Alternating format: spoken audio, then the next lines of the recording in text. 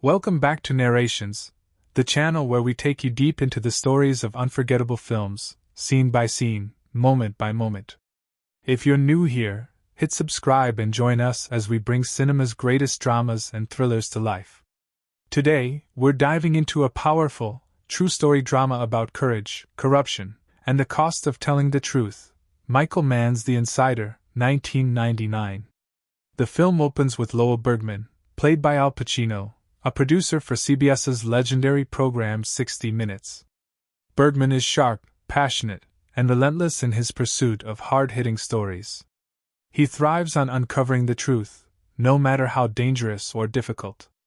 Early on, we see him negotiating in the Middle East with dangerous contacts, showing us just how fearless he is when it comes to chasing a lead. The real story, however, begins when Bergman receives a mysterious box of scientific documents. They're dense and technical, connected to the tobacco industry.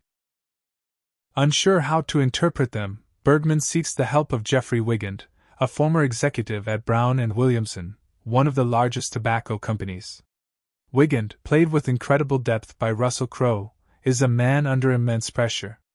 He's just been fired from his high-ranking job as a research scientist, and he's bound by strict confidentiality agreements. He has a family to protect, bills to pay, and a reputation to maintain. At first, Wigand refuses to get involved, fearful of the legal and personal consequences. But Bergman senses something more. Wigand knows the inside truth about how tobacco companies knowingly manipulate their products to keep smokers addicted. As Wigand's conscience begins to weigh on him, his life unravels. His marriage suffers under the stress, his children are caught in the crossfire, and he starts receiving intimidating threats.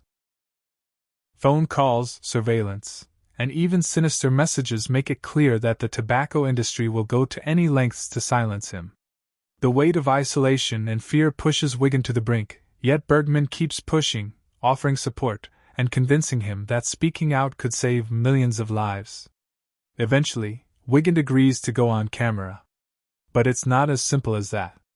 CBS executives grow nervous about the looming threat of lawsuits. Billions of dollars are at stake.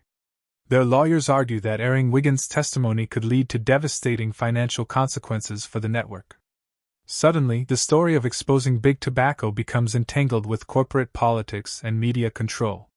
The film builds tension as Wigand sits down for his explosive interview with Mike Wallace, played by Christopher Plummer. In the uncut version, Wigand calmly but powerfully explains how the tobacco industry knew nicotine was addictive, and worse, how they intentionally manipulated levels to keep customers hooked. It's the kind of revelation that could change the world. But then comes the crushing blow. The network caves to pressure. Instead of airing the full interview, they edit it down, removing Wigand's most damaging statements. For Wigand, it's betrayal. He risked everything, his family, his safety, his livelihood, only to see the truth buried by corporate compromise. Bergman is furious. His journalistic integrity is under attack, and he feels personally responsible for failing Wigand. In some of the most gripping scenes, we watch Bergman go toe-to-toe with network executives, demanding they honor their responsibility to the public. He refuses to let the story die, even as his own career hangs in the balance. Meanwhile, Wigand's world collapses. His wife leaves him, fearing for their children. He becomes a pariah in his own community, portrayed as unstable and dishonest by a smear campaign orchestrated by the tobacco giants. Yet, through all of this, he clings to the belief that telling the truth is the right thing.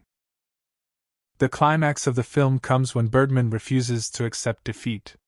He leaks the uncut interview to outside sources, forcing CBS to confront their betrayal. Eventually, the full story is aired on 60 Minutes, and the truth reaches the public.